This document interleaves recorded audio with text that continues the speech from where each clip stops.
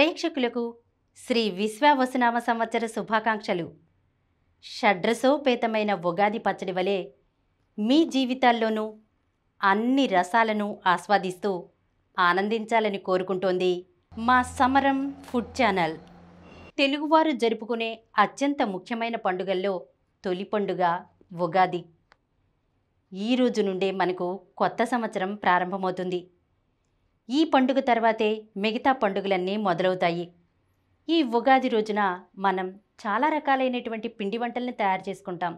కానీ ఈ రోజు స్పెషల్ మాత్రం ఉగాది పచ్చడే. ఈ ఉగాది పచ్చడి షడ్రుచుల సమ్మేళనం. అంటే 6 రుచులతో ఈ ఉగాది పచ్చడి తయారవుతుంది. తీపి, పులుపు, వగరు, చేదు, ఉప్పు, కారం, ఇలా 6 రుచులతో మనకి ఈ ఉగాది పచ్చడి తయారు చేయబడుతుంది. ఈ ఉగాది పచ్చడిని ఒక్కొక్కళ్ళు ఒక్కొక్క రకంగా తయారు చేసుకుంటారు. ఈరోజు నేను మీకు ఈ ఉగాది పచ్చడిని ఎలా తయారు చేసుకోవాలో చెప్పబోతున్నానండి. జాగ్రత్తగా వినండి. మీ ఇంట్లో కూడా నేను చెప్పినట్లుగా ఈ ఉగాది పచ్చడిని ట్రై చేసి చూడండి. చాలా బాగుంటుందండి.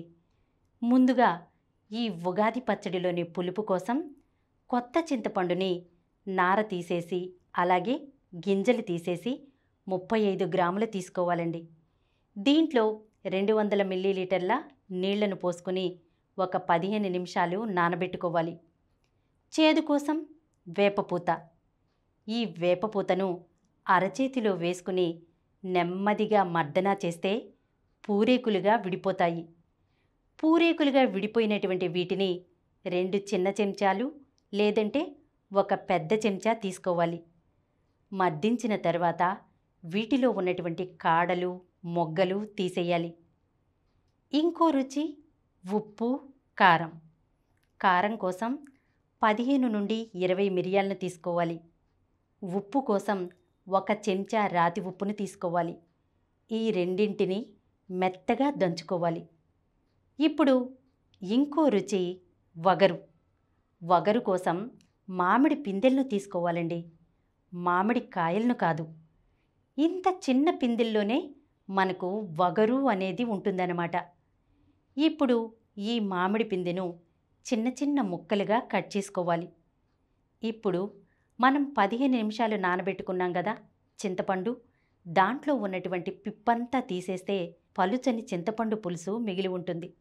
దీంట్లో మనం కట్ చేసినటువంటి మామిడి ముక్కలు, 2 చెంచాల కొత్త బెల్లం తురుము, వేప పూరేకులు, దంచుకున్నటువంటి ఉప్పు, మిరియాలు వేసుకొని ఒకసారి కలుపుకోవాలి. బెల్లం కరిగితే చాలండి. షడ్రసోపేతమైన ఉగాది పచ్చడి రెడీ అయినట్లే. విన్నారు కదండి ఈ ఉగాది పచ్చడిని ఎలా తయారు చేసుకోవాలో.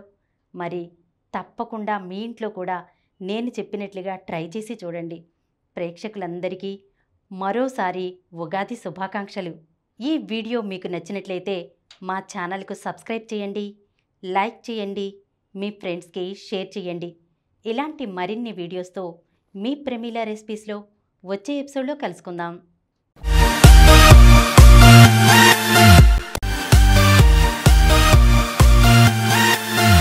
ఈ కార్యక్రమం మీకు ఎంతో నచ్చింది కదా.